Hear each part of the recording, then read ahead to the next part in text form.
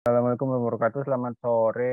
Halo teman-teman semua di Sud Media. Ini senang sekali bisa eh, bertemu dengan teman-teman di Sud Media, ngobrol tentang gizi begitu. Saya senang sekali kalau ada orang-orang yang non gizi kemudian ingin ngobrol tentang gizi. Kenapa? Karena kami yang bergerak di bidang gizi itu gemes gitu ya. Melihat di luaran sana orang ngomongin makanan, ngomongin gizi, ngomongin aktivitas fisik, tapi nggak bener gitu. Tapi orang ikut percaya. Kenapa? Karena misalkan dia influencer, karena dia dikenal secara publik, karena dia banyak follower dan sebagainya begitu. Mungkin sempat ikut dengar juga di awal puasa, kemudian ada eh, sempat rame buka puasa cukup dengan oralit begitu ya. Nggak tahu pernah dengar belum ya? Kemudian sampai ada berita stok oralit menipis begitu ya. Karena orang ngejar supaya bisa buka puasa dengan oralit. Itu kan kayak buat kami orang gizi itu ngeselin gitu. Yang enggak aja gitu ngajarin dan enggak. Jadi kalau ada yang ngajakin ngobrol tentang gizi, saya sangat dan mudah-mudahan sih ada manfaatnya ya yang kita obrolin sore ini. Sesuai yang diminta, saya akan cerita sedikit sebenarnya gimana sih kaitan eh, gizi, lalu kesehatan dan produktif. Maka judulnya mungkin Eat Well, Move Daily, and Be Productive.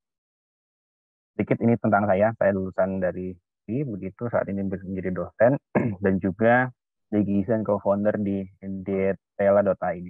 Mungkin rekan-rekan di sosial media yang pernah interaksi dengan Dietela. Dietela itu platform konsultasi gizi online gitu yang membantu masyarakat di luar sana yang memang ingin memperbaiki pola makannya, memperbaiki pola aktivitas fisiknya supaya bisa jauh lebih sehat. Yang menjadi minat dan keahlian saya memang lebih cenderung ke gizi ibu dan anak, tetapi memang juga tidak jarang ikut berkontribusi untuk kegiatan kader atau gizi dan protein. Hanya kalau melihat kegiatan ke belakang, cukup sering terlibat pada kegiatan program gizi untuk perusahaan, baik CSR maupun untuk internal. Eh, Kalau memulai diskusi sore hari ini, mungkin begini ya. Eh, Pernah nggak sih kepikiran kayak gini? Apa saya makanan saya sudah cukup? Saya sudah cukup. Lalu apakah saya punya hubungan baik dengan teman-teman di sekitar saya? Apakah saya sudah memaksimalkan potensi intelektual saya? Lalu apakah saya produktif? Apakah saya puas dengan hidup yang saya jalani? Apakah saya merasa ya? Dan yang tak kalah penting sebenarnya, apakah saya kemudian punya peluang untuk kena PJK, penyakit jantung, lalu diabetes, hipertensi, stroke, dan mungkin ini juga menjadi pertanyaan yang sering ditanyakan orang. Apakah saya akan hidup sehat sampai lanjut? Mungkin terpikir selintas, lalu lupa lagi, tapi terus ngeliat teman kok tiba-tiba sakit, ngelihat orang tua kok makin lama makin apa namanya terlihat menua begitu, lalu mulai kepikiran lagi. Semakin banyak pertanyaan tersebut terlintas di benak rekan-rekan, sebenarnya ini secara tidak langsung teman-teman sedang memikirkan suatu kondisi yang disebut sebagai wellness. Saya belum sampai saat ini belum menemukan padanannya ya, wellness itu apa gitu. Tapi kalau secara definisi kira-kira begini, wellness itu sehat yang lebih dari hanya sekedar sehat secara fisik, kira-kira begitu ya. Jadi fungsi tubuh kita optimal, hidup kita berkualitas, pekerjaan bermakna, bisa berkontribusi pada lingkungan sosial. Jadi kira-kira itulah wellness. Jadi sehat lahir batin juga sosial. Jadi kalau hanya sekedar oh nih profil lipidnya bagus, gula darah bagus, tekanan darah bagus, gitu. Tapi kemudian stres, kemudian mengurung diri. Nah itu sebenarnya belum sampai di tahap wellness. Jadi memang sebenarnya yang terbaik itu kita bisa sampai di sini, optimal atau wellness. Tapi memang butuh pengendalian diri, butuh effort yang lebih dari hanya sekedar untuk sehat. Nah, faktanya sebenarnya di Indonesia ini ada 5 faktor utama yang menyebabkan kematian dan kecacatan. Yang ternyata di sana salah satu faktornya adalah pola makan. Yang kalau dirunut-runut ini punya kaitan dengan faktor lain. Misalkan apa? Tekanan darah tinggi, kadar gula darah yang tinggi, lalu malnutrisi. Jadi kalau rekan-rekan mendengar kata malnutrisi, jangan hanya selalu mengkaitkan dengan kurang gizi. Tapi malnutrisi adalah kondisi gizi yang salah. Salah itu artinya ya bisa kurang, bisa lebih. Kurang gizi ya malnutrisi, kelebihan gizi ya malnutrisi. Jadi kurus ya salah, gemuk ya salah. Dan ini menjadi salah satu penyebab kematian dan kecacatan di Indonesia. Yang berikutnya adalah tembakau atau nah, di urutan berikutnya 6 sampai 10 ada kegemukan gitu ya. Lalu kecelakaan kerja, polusi udara, total dan menurunnya fungsi. Jadi kalau kita lihat sebenarnya dari 10 faktor ini banyak yang berkaitan dengan pola makan. Lalu berikutnya juga obesitas adalah satu dari 3 masalah teratas eh, sebagai beban ekonomi global.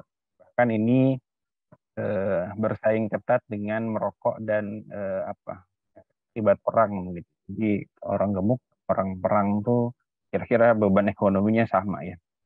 Kemudian kasusnya makin meningkat dan jangan heran kalau sekarang makin sering kita temui misalkan sakit jantung di usia hiperkolesterol di usia muda begitu ya. Baik, semakin besar tubuh ini sudah disepakati secara global ya. Bahkan studi oleh ILO begitu yang Badan PBB yang membawahi tentang pekerja memperlihatkan hal memang semakin besar tubuh biaya kesehatan semakin meningkat dan tingkat kesakitan juga menjadi semakin meningkat. Kalau kita lihat ini indeks massa tubuh mungkin pernah dengar indeks massa tubuh adalah satu ukuran di mana berat badan dibagi dengan kuadrat tinggi badan begitu ya.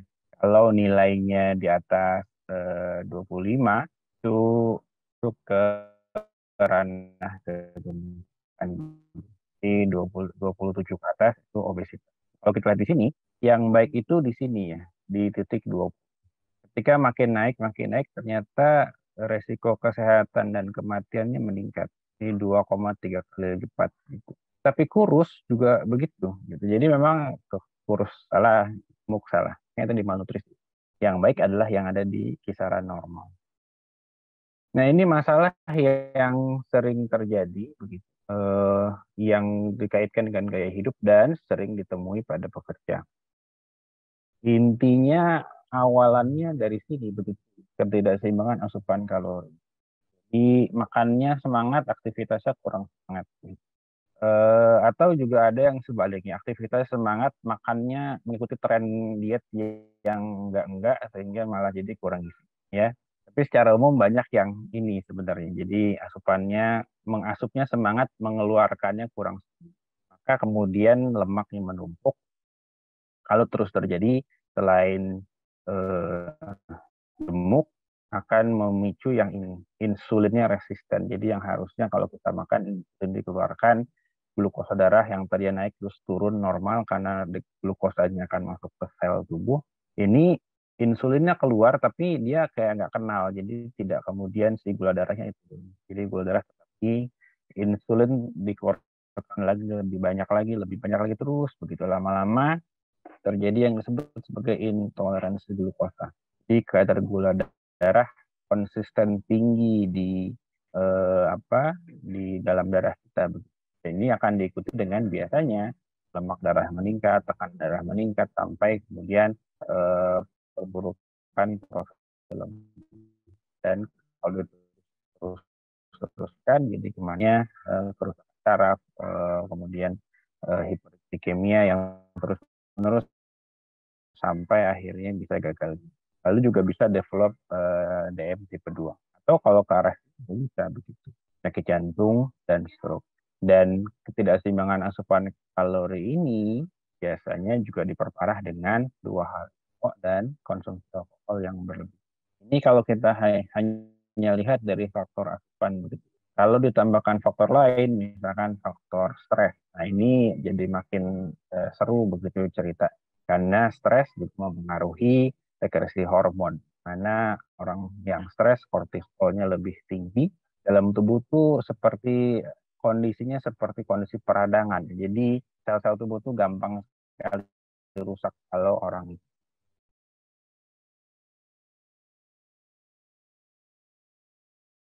Oke. yang lain misalkan yang juga sering ditemui oleh pekerja GERD dan MAH ya, ini menjadi topik yang sering diungkit-ungkit kalau berbicara tentang pekerja. Sebenarnya ujung awalnya apa ya, sama saja begitu ya, makan. Kenapa makan yang terlalu pedas, terlalu asam, tinggi lemak, alkohol, atau jadwal makan yang tidak teratur gitu ya. Sehingga kalau pada GERD ini ada ketidaknormalan penutupan katup lambung. Jadi kan kalau kita makan kunyah masuk ke depan, lalu dia akan masuk ke dalam lambung. Ini harusnya katupnya menutup pada saat ini yang diproses ya. Tapi kalau dia punya GERD karena kebiasaan-kebiasaan seperti ini, katupnya menjadi seperti loss begitu. Jadi mudah terbuka lagi sehingga makanan naik lagi ke atas. Makanya biasanya kerongkongan perih sekali. Kalau mah mirip sebenarnya penyebabnya, tapi dia lebih di dalam lambungnya ini lapisannya rusak sehingga menjadi terasa perih. Dan ujungnya tadi awalnya ya, tapi ternyata berkontribusi pada banyak hal dalam kehidupan kita. Nah sebenarnya kalau saya orang gizi ditanya gimana sih caranya supaya hidup panjang gitu ya. Iya, tiga hal ini: mengatur pola makan, pembiasaan hidup aktif, dan pengendalian emosi dan pikiran. Karena kalau saya cari-cari di literatur-literatur ya ini begitu ya. Walaupun nanti ada turunannya, misalkan pengaturan makan tuh apa ya, harus sarapan gitu. Perbanyak makan yang tinggi serat, perbanyak sayur buah, kurangi gula garam lemak, itu detailnya banyak begitu. Tapi kuncinya ya tiga hal ini: pola makan yang baik, pengendalian emosi dan pikiran, serta pembiasaan hidup aktif. Nah ini yang kemudian akan coba saya ceritakan sedikit, nanti kita diskusi lebih banyak pada dua hal, yaitu bagaimana mengatur makan dan bagaimana mengukur apakah kita sudah masuk dalam hidup yang aktif. Kira-kira begitu. Terkait dengan pikiran, nanti kalau ada kesempatan kita cerita lagi. Nah kalau boleh eh, ikut nimbrung ya di sini, boleh di chat saja nanti. Eh, Menurut rekan-rekan, mana sih sarapan yang lebih baik ya? Kiri atau kanan? Atau kalau mau on mic juga boleh sih. Silahkan. Kalau lagi nggak repot dimasukkan. Kanan tuh yang ini ya, yang apa namanya, yang mangkok ya. Mudah-mudahan nggak, orientasi kita sama ya. Kanan yang mangkok, kiri yang piring ya, yang berdaun.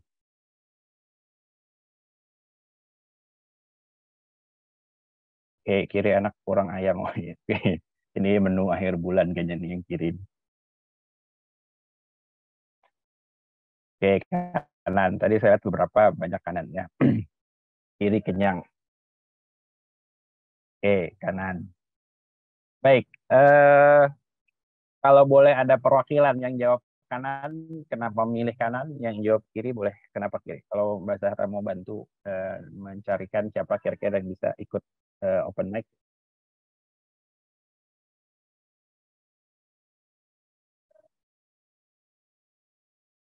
boleh. Atau mau ditulis di chat box juga boleh. Kenapa pilih kanan, kenapa pilih kiri?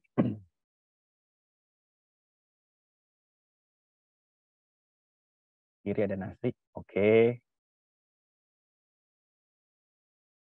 Yang kubu kanan, kenapa memilih kanan? Kanan tinggi serat. Oke, karena kiri lebih banyak. Sorry. Oh, kanan estetik. Oke, baik. Memang sekarang faktor estetika tuh jadi cukup penting ya. Karena kantong sanggup kiri. Oke, baik. Ini saya senang ini, menarik apa namanya diskusinya ya. Nanti ada beberapa lagi di depan yang akan saya coba tanya rekan-rekan. Jadi sebenarnya kalau membahas mana sih yang lebih baik, kiri atau kanan, sebenarnya sama sama baiknya begitu ya. Eh, oh sorry, ini dulu. Kenapa sama baiknya? Karena nanti ada detailnya setelah ini ya. Tergantung kita biasanya makan yang mana. Satu itu. Yang kedua, mana yang mudah kita dapatkan, kan? Mudah dan murah begitu ya dalam hal finansial begitu. Yang kedua nanti kita lihat juga komponen di dalamnya. Komponen dalam itu artinya kalau pernah dengar istilah seimbang atau kalau sekali makan tuh namanya apakah dia sudah memenuhi 4 komponen dalamnya, bahan pokok, lauk pauk, sayur, eh, dan buah, ya. Itu yang perlu kita lakukan untuk menilai sebenarnya mana yang dianggap baik. Tapi kalau dari saya, orang gizi, saya akan katakan dua. Kalau yang ini, menurut rekan-rekan mana yang lebih baik lauknya? Yang kiri atau yang kanan? Jadi ini kalori, eh, eh ini yang tadi terus kan. Untuk lauk silakan. Dua-duanya baik, main ya. Kanan, kiri minyak kan. Oke,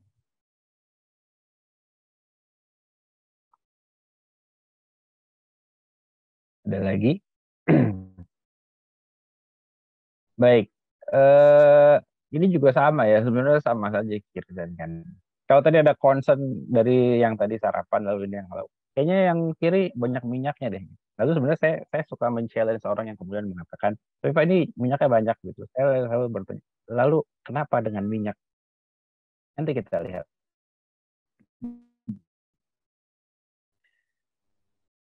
Nah, tadi sudah sempat saya singgung gizi seimbang. Sebenarnya sederhana, tetapi memang mungkin ya istilahnya menjadi terlalu sederhana sehingga orang tuh nggak merasa nggak cukup untuk kemudian sehat hanya dengan istilah gizi seimbang. Orang lebih senang dengan istilah-istilah yang susah begitu, istilah-istilahnya kekinian dan seterusnya begitu. Padahal kebanyakan istilah-istilah kekinian, diet-diet yang populer itu kemudian malah salah begitu ya. Sebenarnya prinsip sederhana. Yang penting makan yang aneka ragam, hidupnya bersih, pola hidup bersih begitu. Lalu hidup aktif dan berat badannya dipantau. Ini saja kuncinya. Kalau kita mengatakan apakah makan saya itu sudah baik atau belum. Kok ada kaitan makan sama berat ya harus dilihat karena indikator bahwa makan kita cukup ya beratnya stabil. Kalau beratnya naik terus artinya lebih makan. Kalau beratnya turun terus ya artinya makannya kurang. Jadi jangan cuma pakai perasaan, kayaknya cukup deh. Ya, harus ada indikator yang jelas apa itu berat tadi. Nah ini tadi yang saya sempat singgung ya. Jadi sebenarnya dalam sekali makan ada istilahnya isi piring. Atau seperti ini. Kalau kita bagi dua, sebelahnya itu makanan pokok dengan lauk, lebih banyak makanan pokok. Sebelah kanan itu adalah sayur dan buah, lebih banyak sayurnya. Tapi Pak kan nggak lazim ya satu piring itu ada buah. Iya nggak apa-apa. Yang penting dalam satu kali waktu makan tuh ada ini semua. Tapi Pak, saya nggak biasa buahnya bareng dengan makan utama. Gimana kalau saya jadikan dia selingan? Boleh. Jadi sebenarnya intinya sekali makan tuh isinya bervariasi. Jangan hanya kemudian makan pokok dengan lauk. Atau ada lagi yang cukup ekstrim ya. Dia tidak apa namanya tidak makan nasi karena katanya nasi berpenyakit. Jadi yang dimakan sayur-sayuran saja begitu dengan lauk. Itu juga sebenarnya salah. Walaupun di satu sisi seratnya tinggi, oke. Tapi kan bahan bakar tubuh bukan serat ya. Bahan bakar tubuh itu makanan pokok. Jadi jangan kemudian salah kaprah mengatakan oh nasi itu sumber penyakit jangan makan nasi, jangan makan karbo. Ya itu juga jadi kurang. Oke, sedikit saya ceritakan makanan pokok. Saya rasa rekan-rekan sudah tahu dari kecil kita diajari bertenaga jenisnya macam-macam. Silahkan sesuai dengan makan. Apakah harus nasi? Tidak harus. Tapi kalau ditanya lagi, apakah harus beras merah supaya makannya jadi sehat? Ya nggak juga. Beras putih juga oke. Tapi harus disiasat supaya si beras itu kita bisa maksimalkan manfaatnya ketimbang efek yang kurang baik. Memang betul beras putih itu lebih cepat meningkatkan kadar gula darah ketimbang beras merah atau beras hitam atau beras coklat. Tapi apakah harus beras merah hitam coklat? Ya enggak. Beras putih yang enggak. Nah, jadi kalau dilihat sebenarnya ini tadi ada indeks glikemik tadi ya, kemampuan satu bahan makanan menaikkan kadar gula darah. Makin cepat artinya indeks glikemiknya makin besar. Yang baik atau bukan rendah. Agar apa?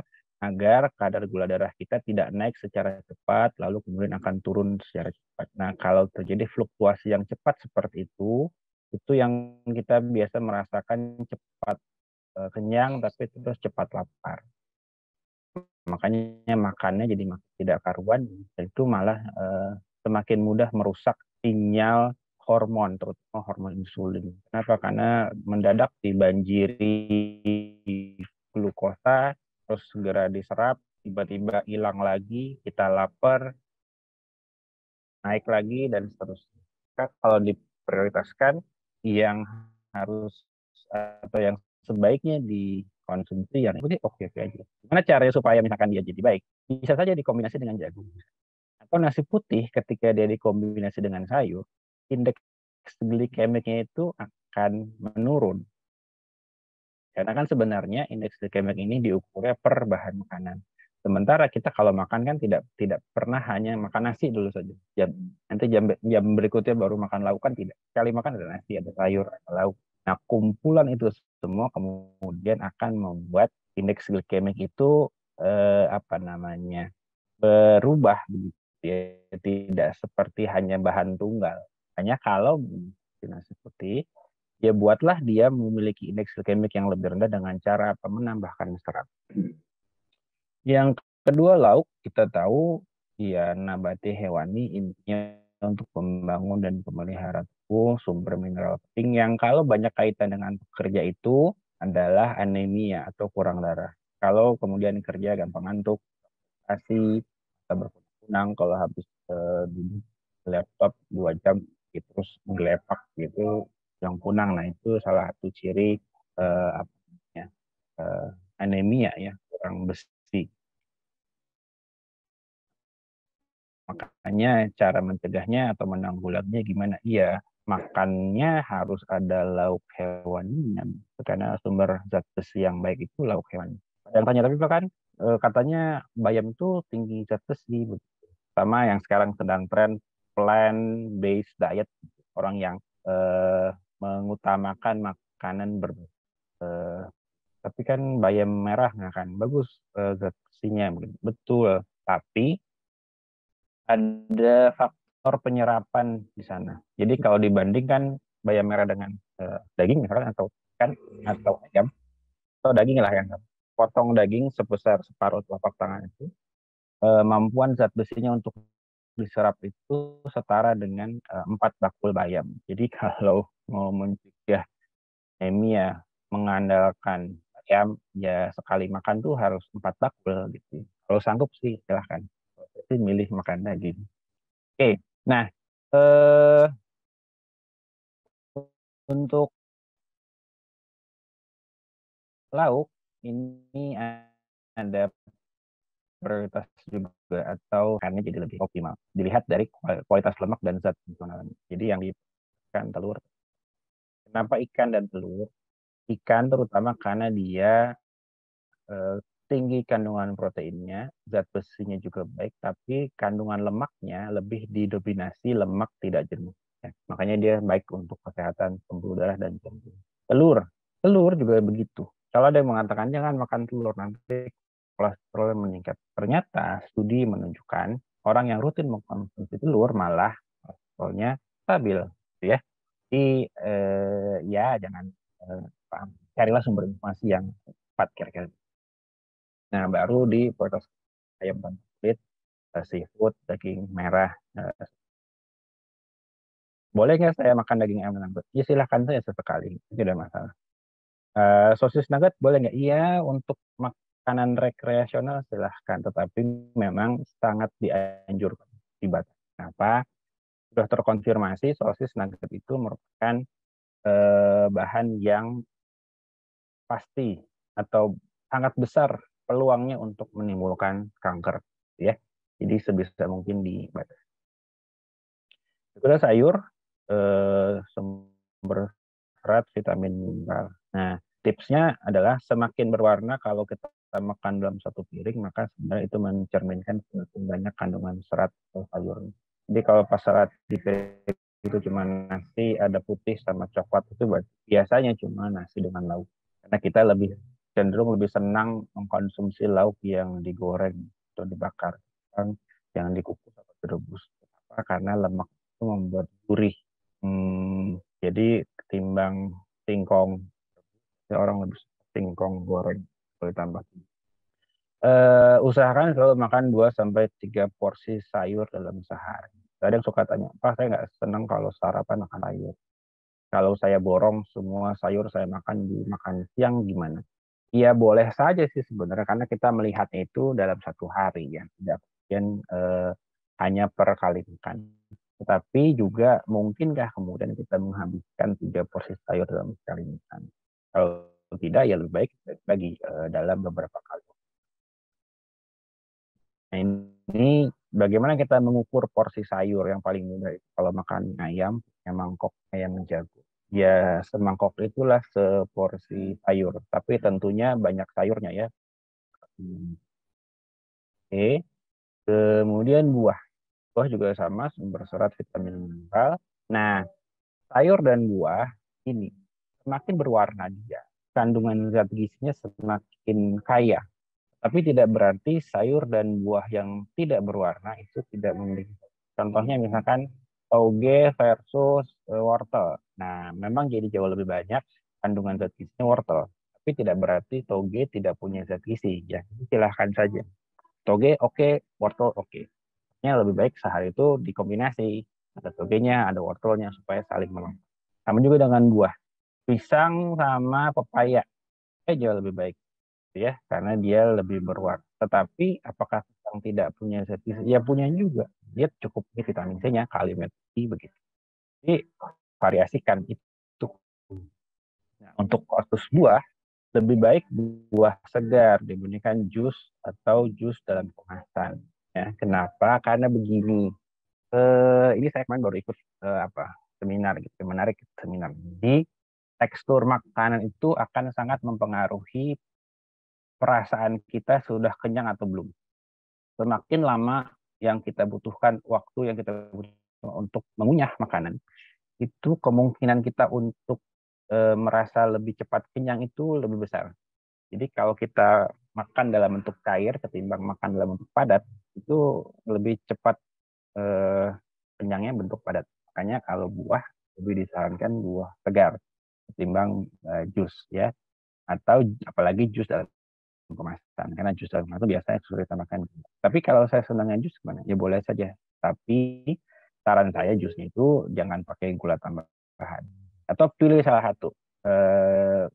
Menurut saya lebih baik susu ketimbang gula. Itu kita dapat manisnya, kita dapat zat gizi lain. Dan pilihlah jus yang masih ada ampasnya. Di jus yang bening itu malah jadi tidak baik. Kenapa? Karena kehilangan serat.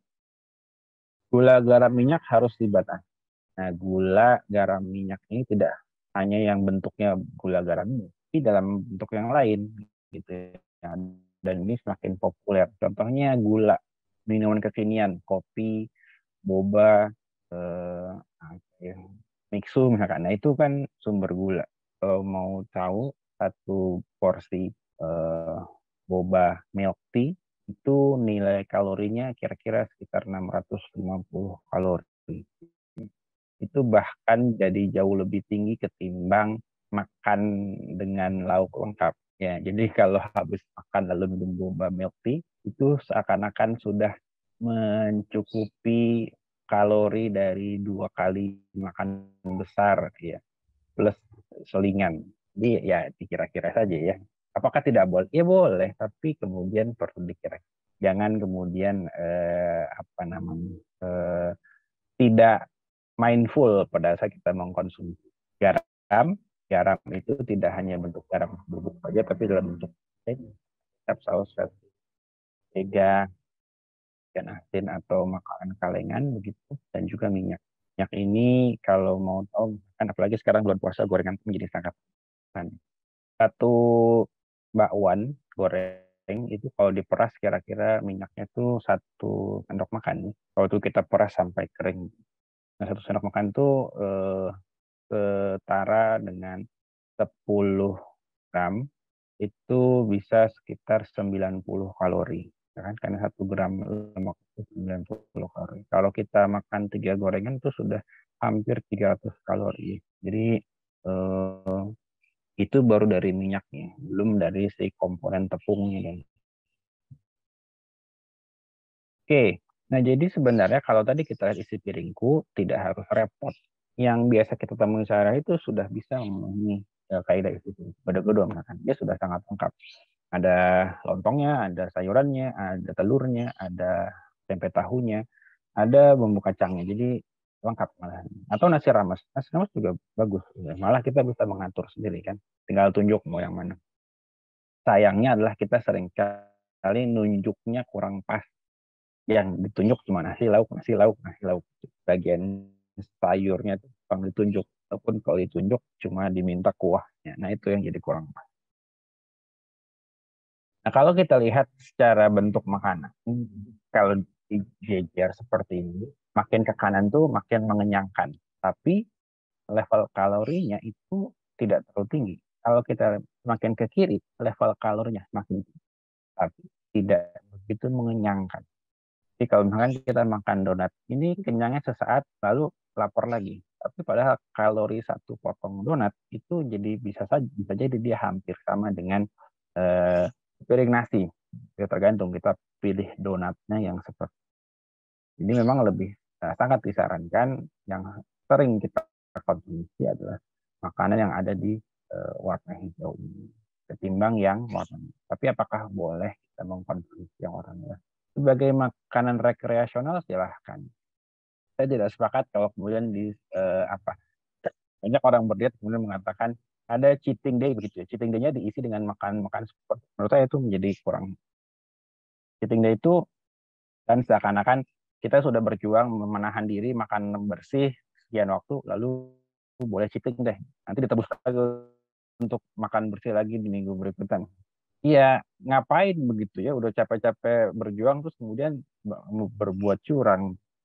Jadi menurut saya itu satu pendekatan yang kurang tepat. Dan yang kedua juga, ya tidak ada istilah makanan kotor dan bersih.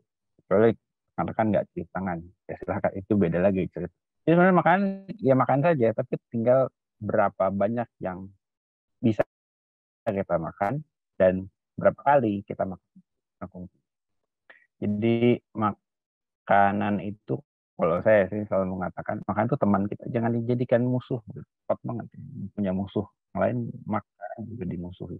Nah, karena tidak ada satu jenis makanan pun yang zat gizinya lengkap, maka anjurannya adalah bervariasi. Jadi kalau kita makan mie instan, ya nggak apa-apa, tambahkan lauk, tambahkan sayur, ya menjadi memenuhi kaidah. Kalau kita makan pizza, misalkan, ya nggak apa-apa, tambahkan salad, minumnya jus. Atau kalau ada buah segar itu. Jadi memang pintar-pintar kita melakukan padu padan. Ya. Nah, kalau kita lihat antara dua ini, mana yang lebih padat tinggi, ya. Yang kiri ini 600-an kalori, yang kanan 300 kalori. Kalau kita lihat yang kanan lebih berwarna-warni ketimbang yang kiri. Kalau kita cuma lihat seperti ini, apa namanya, seakan-akan yang kiri ini lebih padat gizi karena lebih tinggi kalori. Padahal kalau kita lihat ternyata yang kanan inilah yang lebih padat atau kita sebut nutrient dense food. Jadi dia makan yang padat.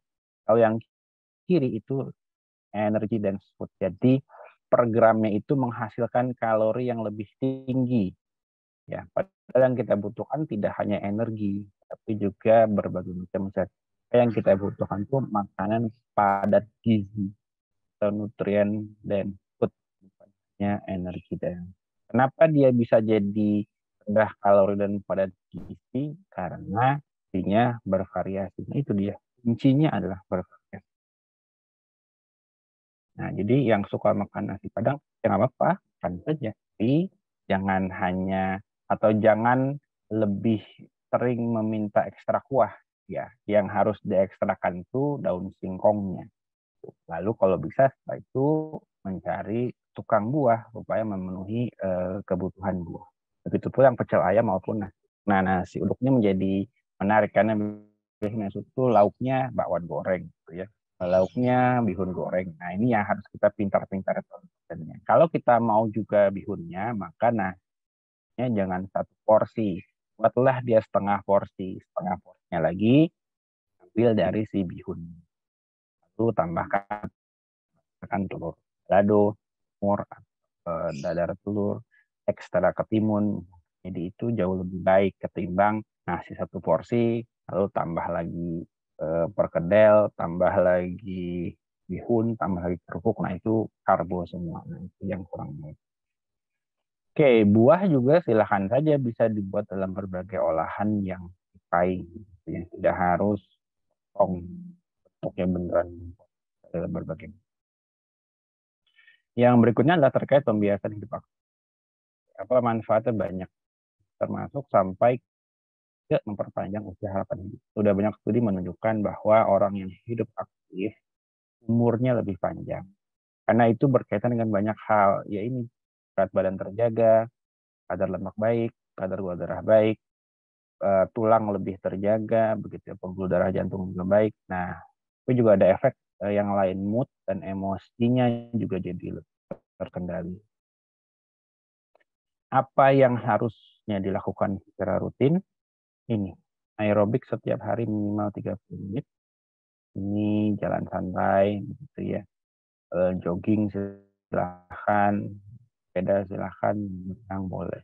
Diselingi dengan kekuatan, angkat-angkat, apa kayak yang bisa diangkat, angkat galon, angkat dumbbell, silakanlah apa yang bisa diangkat. Kemudian kelenturan, ya ini kayak peregangan, tai chi, yoga. Kenapa? Karena ini akan saling melengkapi. Ini untuk pembuluh darah dan untuk menjaga kekuatan otot, itu yang kelenturannya untuk menjaga kesehatan sendi. Semuanya kita butuhkan kalau kita mau. Cara tahu apakah cukup sudah aerobiknya atau kelenturannya, sebenarnya ada tips-tips sederhananya ya. Terutama kan saya selalu mencontohkan begini, kalau kita kan gini, masuk apa mencoba menyentuhkan tangan di belakang punggung. Kalau saya kalau tangan kanan di atas, kiri di bawah itu ketemu antara telapak tangan. Tapi kalau kiri di atas, kanan di bawah itu. Nah, artinya apa? Tangan kiri saya itu tidak lengkap. Artinya memang kurang di apa namanya? Kurang dilatih ya. Nah, itu salah satu cara untuk ngetes aktivitas kelenturan kita. Nah, yang perlu diperhatikan adalah ini. Seberapa sering dilakukan, seberapa keras latihannya, berapa lama, dan jenisnya apa yang kita lakukan. Ya. Kalau yang sudah ikut kelas fitness, sering ke gym, ikut kelas online dengan personal trainer, pasti tahu formula ini. Jadi memang frekuensi itu menjadi penting karena rekomendasinya eh, kumulasi 150 menit aktivitas fisik moderat selama 1 minggu. Nah ini silahkan frekuensinya. Mau 5 kali seminggu, berarti kalau 5 kali, sekalinya sekitar 30 menit. Kalau mau 3 kali, berarti sekalinya sekitar 50 menit. Pokoknya minimal 150 menit. Bolehkah lebih? Sangat dianjurkan malah untuk lebih dari 150 menit. Intensitas. Nah ini mengukur apakah latihan kita berkualitas. Cara yang paling mudah, denyut tadi maksimal 220 dikurang umur. Ya, jadi kalau mau gerak apa aktivitas kita itu berpengaruh pada kesehatan, harus memenuhi ini target heart rate zone antara 50-70 kalau aktivitas moderat, atau 70 sampai 85 intensitas berat dari denyut nadi. Misalkan 40 tahun usianya, dia pengen tahu apakah intensitas sedangnya sudah baik, sudah. Kalau dihitung 20 kurang 40, 80. Targetnya adalah 50 sampai 70 dari 100. Artinya 90 sampai 126 per menit. Jadi kalau setelah 10 menit aktivitas dilakukan ternyata masih di bawah 126, lanjutkan. Ya. Sampai kemudian di satu titik ternyata sudah sampai di sini, ya sudah sesuai dengan limit maksimal, stop. Kalau diteruskan malah memicu efek. Biasanya kalau dari belum berlatih, jarang berlatih kemudian berlatih, cepat mencapai denyut nadi maksimalnya. Jadi gampang. Tapi semakin kita terlatih, semakin lama waktu yang dibutuhkan untuk sampai ke denyut nadi maksimal. Nah, itu salah satu cara untuk mengukur apakah badan kita semakin bugar atau tidak. Kalau ternyata kita semakin lama capeknya, nah itu berarti sudah ada progres yang baik. Durasi, berapa yang harus dilakukan? Berapa lama? Setidaknya 30 menit. Ya, kenapa 30 menit? Karena studi menunjukkan 30 menit itu barulah terjadi shifting dari asupan terakhir kita makan dengan simpanan. Jadi kalau memang ingin menguras simpanan, karena aktivitas fisik setidaknya 30 menit supaya memang sumber energinya itu beralih dari asupan ke simpanan. Tapi kalau ada keterbatasan waktu, bisa disiasati. Jadi durasi tapi intensitasnya tinggi. Atau bahkan bisa dikatakan sangat tinggi. Kamu sekarang kita kenal banyak istilah HIIT gitu ya. High Intensity Interval Training. Atau ada yang aktivitas fisik dengan baju khusus dengan pemberat. Jadi mungkin gerakannya terlihat sama dengan gerakan moderat, tapi karena dia diberi beban, intensitasnya tinggi. Kemudian tipe, tadi sudah disebutkan aerobik, penguatan tulang, dan kelenturan. Tiga ini harus dilakukan dengan porsi yang sesuai supaya sehatnya optimal. Bagaimana memulainya? Sebenarnya ya udah mulai aja begitu ya. Tapi saya nggak bisa olahraga pagi. Ya sore. Tapi sore belum pulang. Ya malam. Ya. Tapi malam nanti gelap ya memang gelap gitu. Tapi ya sudah begitu. Kalau gitu terus ya kapan mau olahraganya gitu ya. Jangan terhambat sarana prasarana. Kegiatannya yang ringan-ringan yang sederhana saja begitu. Ajak teman supaya tidak bosan. Dan juga buat target yang realistis. Jangan kemudian, wah saya harus langsung bisa 50 kali setiap hari selama seminggu. Nanti begitu pegel, keburu bosen gitu. Aduh, wah, udah deh, sanggup. Jadi buatlah target yang realistis. Pilih yang nyaman begitu. Dan tentunya menurut saya penting mengecek dulu kondisi awal. Maka pendampingan menjadi salah satu yang biasa saya anjurkan supaya punya baseline data yang jelas. Saya harus program latihannya seperti apa. Tidak asal main hajar. Dan satu lagi, biarkan tubuh dapatkan waktu istirahat. Yang terakhir, kayaknya yang terakhir ini, yang juga sering muncul adalah mitos dan fakta seputar. Ini kalau berkenan ya, rekan-rekan boleh ya dijawab benar atau salah sesuai keyakinan masing-masing. Ini ada 10 dari sekian banyak yang sering beredar di masyarakat. Tuliskan saja di chat. Agar sehat harus menghindari gluten. Betul atau salah? Dan minum air jeruk setelah makan seafood itu bisa membuat kita meninggal mendadak.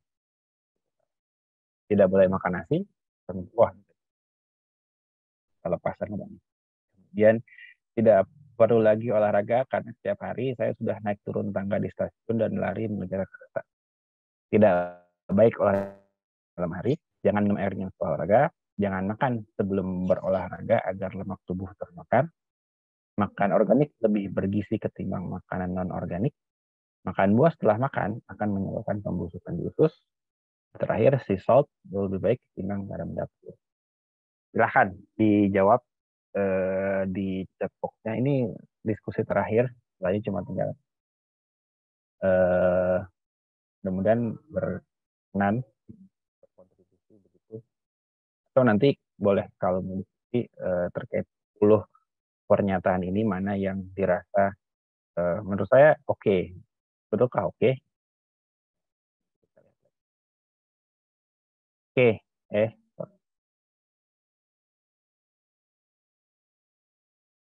nah terakhir dari saya ini saja.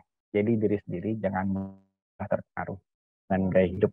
Eh, Diet dan aktivitas fisik atau olahraga orang lain itu belum tentu cocok dengan kita. Jadi cek dulu kondisi kita seperti apa. Dan kenali sinyal lapar yang makan bukan karena tuntutan tren orang atau jalan idola. Pilih aktivitas fisik yang nyaman dan menyenangkan, lakukan secara teratur dan terkontrol. Pilih-pilih informasi seputar diet, makanan, dan olahraga atau kesehatan. Validasi dengan sumber yang kredibel. Kalau ada yang tanya, lalu apa kaitannya dengan produktif? Karena kan sebenarnya ini sangat mudah sekali. Kalau makannya nggak baik, kemudian gemuk, gula darah meningkat, iya sakit kan? Itu tidak produktif. Makannya kurang karena apa namanya menghindari tadi lauk hewani misalkan ya. Lalu anemia, gampang pusing, tidak konsentrasi, ya tidak produktif. Jadi memang yang baik di mana? Iya di tengah-tengah. Makan yang cukup dengan variasi yang sesuai supaya kondisi tubuh juga baik. Jangan lupa kemudian diimbangi dengan aktivitas fisik yang memadai agar tidak terjadi penumpukan energi yang tidak diinginkan. Akhirnya malah jadi kegemukan dan memicu berbagai penyakit kronis lainnya. Dan satu lagi ya, kendalikan emosi dan pikiran. Karena emosi dan pikiran itu sangat berkaitan dengan sinyal-sinyal di dalam tubuh. Kerja hormon dan syaraf itu sangat dipengaruhi oleh emosi dan jangan kan kalau misalkan mau presentasi mules habis diomelin mules hilang cara makan dan sebagainya. Ya karena memang ada kaitan emosi stres dengan sinyal internal tubuh kita secara fisiologi. Dan penting untuk diingat bahwa wellness itu keseimbangan dari berbagai faktor. Jadi tidak bisa kita hanya mengejar, oh, pokoknya badan saya kotak-kotak, saya sudah wellness. Ya nggak juga. Kemudian mental health-nya nggak baik, social health baik, begitu. Jadi harus balance.